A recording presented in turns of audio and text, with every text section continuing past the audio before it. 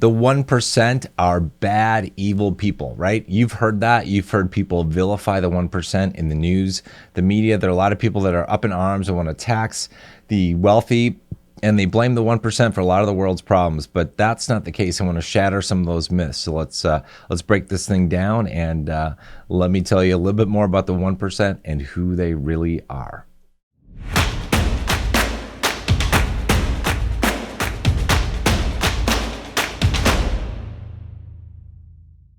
Hey, welcome back. My name's Ethan.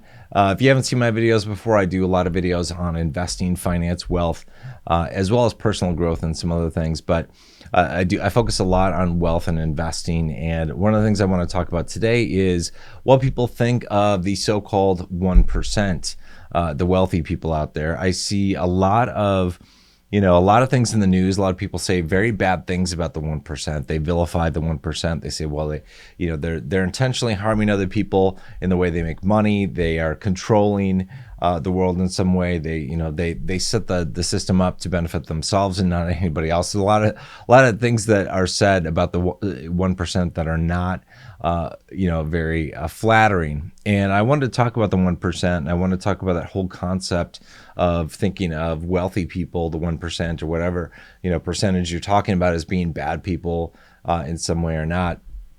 I sort of look at, if you want to, achieve great wealth and great financial prosperity in life, you have to examine your viewpoints on wealth and wealthy people. And for those people that have a negative viewpoint of the wealthy, of the rich, of the 1% or the 0.1% or the 0.001%, that negative viewpoint really holds them back from achieving true financial success, great financial success.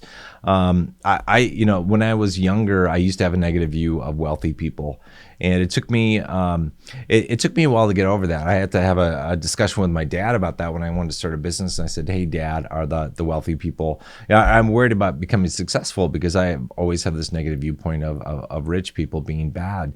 And he said, hey, that's when he said, "Hey, no, I know a lot of really wealthy people that have started businesses, and they're all really nice." And that allowed me to start to change my viewpoint. And since then, I've seen a lot of really good things come out of the wealthy that a lot of other people vilify. And the way I look at it, we have a lot of things in our system, in our society, that I think have really messed up things that we are taught, like money is the root of all evil. And I think that's total bullshit. I've done other videos on that where I break that down. I show that money is good in every single aspect, no matter how you use it, no matter what you do with it. But sayings like that and thoughts like that, when we have societal viewpoints like that, that really holds a lot of people back, and it polarizes people against, I think, against, getting themselves to a better financial position, getting them to a place of financial security. And that's a real crime because I think everyone should have great financial abundance, great financial wealth in their life. The 1% are vilified just because most people aren't there yet.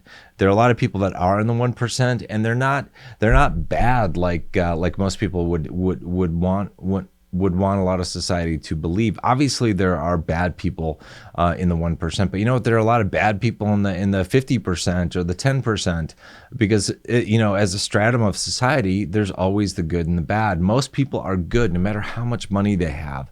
Just having money doesn't make you a bad person. Having money doesn't mean that you came to your money through some kind of nefarious means, or you were able to acquire wealth because you were hurting somebody else, or you had negative intention at all. A lot of small business owners who have worked very hard to get themselves to where they are financially, they've done a lot of work. It's a ton of work to start a small business. I know what that's like. I was deep in debt, with credit card debt, student loan debt. It was killing me, and I finally got myself out of there. I started my own small business and started to succeed. It took a lot of hard work. And I was able to get myself into what is the 1% now.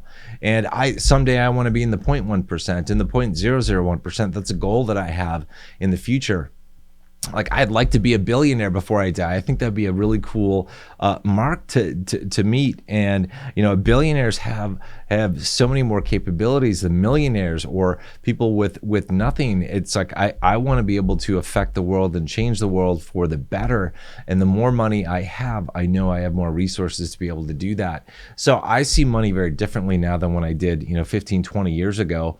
And I see that money, that wealth is good. So when people want to vilify the 1% and say they're evil, they're bad, I'm so disappointed, because I feel like that idea is being propagated to more and more people, and just because some people don't have that amount of financial security, that amount of financial wealth, they're getting envious or jealous of people that do, and they want to punish people who have achieved great financial success in their life. And I don't think that's right. I think that's really messed up.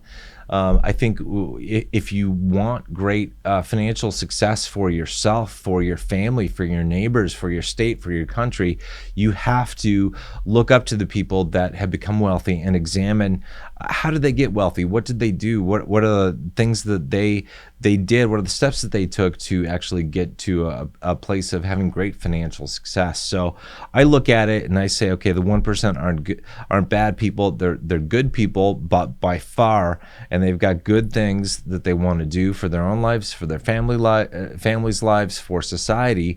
They can do a great deal of good. And even the billionaires out there, man, I mean, if you want to save the whales, and you don't have any money, the best you can do is basically hold up a sign saying, save the whales. But if you have $1 billion and you want to save the whales, think about all the good things you could do in regards to that. So I look at it and I go, I even though I'm in the 1% right now, I want to be in the 0.1% and the 0.001% someday. That's a huge goal that I have in my life. And I'm doing the best I can to get there. I'm trying to learn from people who are highly successful. People like Dan Pena, who was like, he used to be called himself the $1 billion man. Now I think he's changed his tagline to the $1 trillion man. I have such great respect for him. He's totally off the cuff. You got to check out his YouTube channel. If you haven't seen him already, he's just an amazing guy. I'd like to be like him when I'm his age. I want to put this out there because I see a lot of people vilifying the 1%, and I don't like that, just because it holds people back when we attack other people, when we are jealous, when we are envious. When we let that rage kind of build up inside of us, it does not do us any good. It doesn't get us, further. It doesn't make us wealthier just to attack somebody else. In fact, I think that mentality, that mindset, just holds us back. And the whole call to tax the rich, I'll do a separate video on that, but that's not going to solve the problem, right? It's not going to solve the problem to tax the rich, tax the wealthy anymore. We've got bigger problems that we individually and our governments have gotten ourselves into, and we need to figure out a way out of that and be able to solve those problems without stealing somebody else's wealth, stealing somebody else's income. You certainly wouldn't want all of your income to be taken. So I don't think anybody who's the 1% or the 0.1% or the 0.001% would want that to happen either. Anyway, so that's just what I wanted to talk about today, that the 1%, they're generally good people, right? There are always some bad apples anywhere in society, but in my opinion, there's a lot more bad apples in the lower economic spectrum, just because the lack of money is the root of much evil. There's just saying this is that money is the root of all evil. I think that's total bullshit.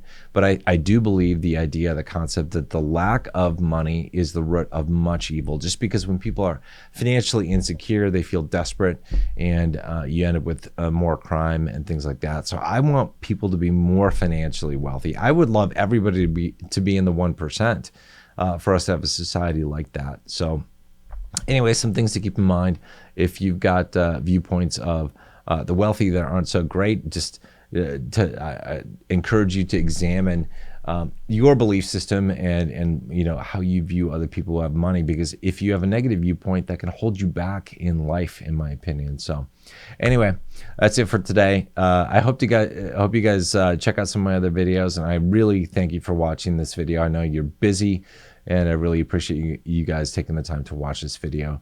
I enjoy doing these videos because I really enjoy helping people increase their financial education, increasing their knowledge so they can improve their lives in different ways.